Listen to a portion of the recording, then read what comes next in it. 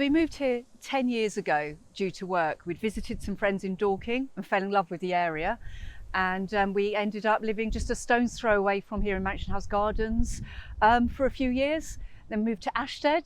And then, like so many during COVID, our lives changed and my dad had to come and live with us and our son. So we moved back to the centre of Leatherhead and we just love living here. Oh, what made me first go into politics? Now, that is a question. I mean, it's not something I really desperately thought about when I was younger, but the issues that were really important to me as a child, having a disabled sister and coming from a normal working class family living on a council estate, having opportunity and having justice and safety nets were really, really important to me. And as I grew older, I realised that, you know, I wanted to be part of ensuring that everybody had the same opportunities that I benefited from. Mole Valley District Council has some huge challenges ahead.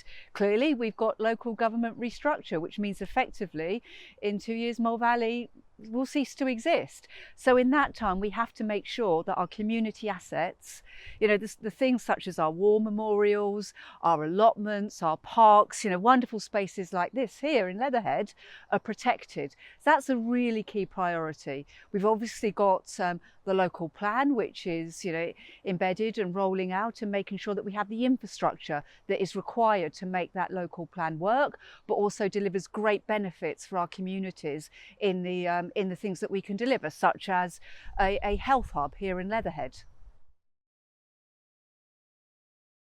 I think as we look to local government restructure, there are some clear opportunities I think that Mole Valley has.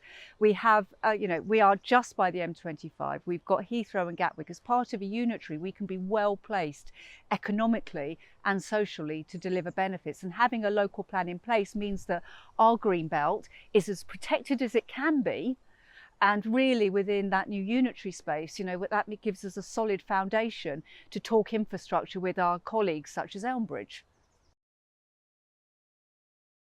So like many councils across the country, local government funding is a key challenge. And here in Mole Valley, we've seen our funding decrease in real terms over the years, and we've had to rely more on our assets to generate revenue. And that's getting harder as the economic situation has decreased since COVID.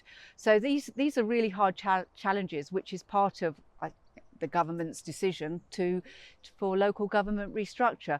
So we have delivered a balanced budget despite all of that. And even last year, we actually were underspent on our budget, allowing us to pay back into reserves and invest in our playgrounds. But that's a challenge that is going to continue over the next year. And another challenge is, of course, what the government is calling grey belt. Which, although the local plan has protected as much of our green belt as possible, will bring challenges. And that's something as a council we are looking at very, very carefully at the moment.